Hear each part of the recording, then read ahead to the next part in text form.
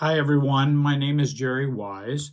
Today I want to talk about narcissistic parents and why they cast you as the problem in the family. I've been working with those who have been recovering from narcissistic abuse and narcissistic families, as well as addicted and dysfunctional families for 45 years. And I've been helping them to get their family out of them. Let me first talk about why do they cast you as the problem?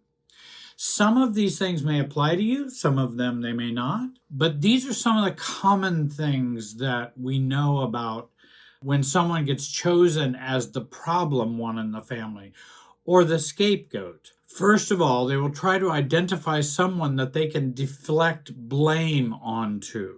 When they deflect blame, then they feel less responsible and less troubled about their own behavior. So they will seek out someone they can deflect their blame onto for problems they have created. Another way and reasons why they may cast you as the problem, they will project their insecurities. And to rid themselves of insecurities, they will find someone whom they can attach those to. So their insecurities. And when they find someone who were young or were vulnerable, we're still learning about the world, particularly when we were growing up, but even as adults, when we are more likely to accept the blame of others to comply or to make the relationship work, they're looking for someone they think who will do that, and they may choose them as the problem in the family. They also will create situations to look better. Who in the family can make me look better if I can make them look worse? That person will be the problem person in the family, because now I can shove my badness onto them, and then I will look better as a result. And if we fit that model and that mode, then we often can get cast as the problem person in the family. Another way in which, and another criteria they may use, consciously or unconsciously, is who's more sensitive here? Who's more sensitive in the family? Because if someone is sensitive, they then may be more vulnerable. And certainly narcissists see empathy, sensitivity as two things that are way too vulnerable and are things that are weak. And the reason they see them as weak is because they are not things they can do. They don't have that empathetic gene. They don't have that sensitive gene.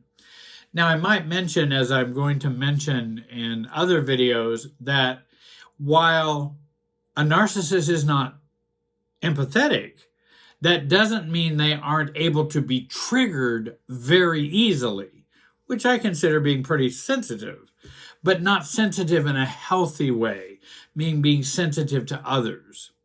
They're just being sensitive in their lower brain experience, and then that triggers them into fight or flight or defense or blaming or any number of behaviors. Another way in which they will choose someone who's going to be the problem in the family is if that person is threatening in any way to them.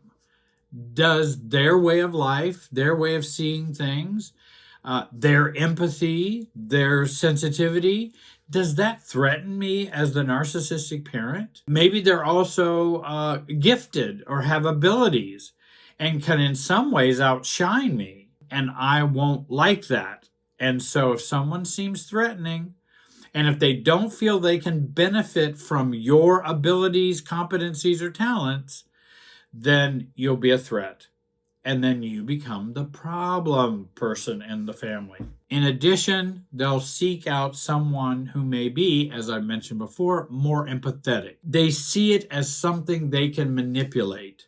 And again, even if they don't see it consciously that way, my hunch is they see it unconsciously that way.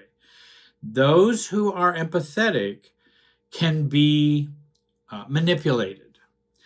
And that's certainly what the sociopath does. And the sociopath sees empathy or sees those who care as something they can manipulate. And so they will find those people and manipulate the normal, healthy experience we have of caring about other people and empathizing for other people. And that makes them good targets to be either dumped on, or the problem, or the scapegoat. And then lastly, they will pick someone who is being what they are not. And again, if we shine, that can be dangerous in a narcissistic home because it may outshine narcissistic dad or narcissistic mom or narcissistic sister or brother. And so we become a threat in that way that we are what they are not. And in fact, I think those who have been problems in narcissistic families are actually the folks that I use the phrase, you are as good as they see you as bad, because the system is an upside down world. They see it much like Alice in Wonderland, where up is down and down is up, and all of those things work differently in that world. Well, so is true in a narcissistic family. Again, if you don't fit into the narcissistic family, probably you are more virtuous in many ways, or more humane, or more human, or more sensitive, or more empathetic, though you will be seen as being bad and will be criticized as such. So what are some self-differentiation tips or helps that you can? If they can cast you as the problem, you have the power to cast you the way your belief system is about you and about them. And again, if someone's casting me as something, I can refuse to become the actor in their play because they're casting me for this role. And if they can cast it, I can cast me differently. And you can cast you in a way that your belief system is about you, not about what they think about you. And there are many ways to shift this. Like, I like debunking their casting when they cast you as the problem. And I think of it as, like, I use that in my videos, Coca-Cola. I call it Coca-Cola talk. It's just nonsense. You know, why have you always caused this family so much damage? They're just saying, Jerry, you're just a Coca-Cola. And I'm going, what is a Coca? I'm not a Coca-Cola. I don't even know how to be a Coca-Cola. And I try to see their statements as nonsense because it's nonsense. And so there are many ways you can learn to shift that you have the power to cast you according to your belief about the system and about you. And I have a program you can check out below that has many tools and helps for learning how to do that. Road to Self is what it's called. And I would check that out. There's also a free training down there that's listed that you can check that out as well. The online program is my 45 years of experience to try to help you get your family out of you and find a new and true self. Secondly, don't fight back or try to change them.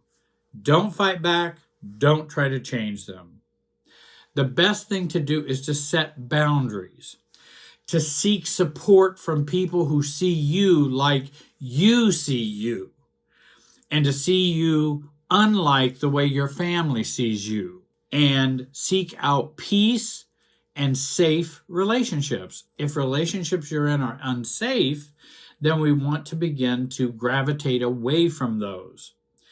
And boundaries may not be, you may not be the David and Goliath and able to be the David yet to bring down Goliath, because a narcissistic parent can seem like a Goliath.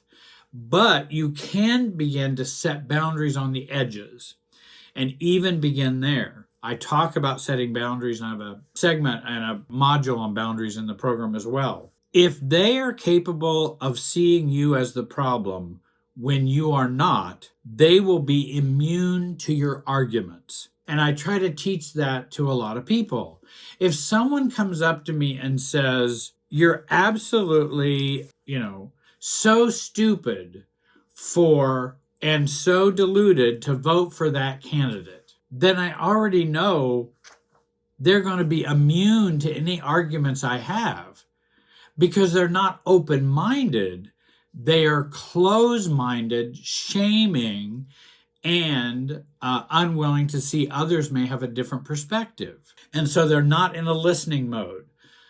Narcissistic parents are not in a listening mode. They are in a blaming, shaming mode. And then lastly, you can ask some important questions. If they never changed, what would you need to do? If you knew today they're never going to change, how would you change your life?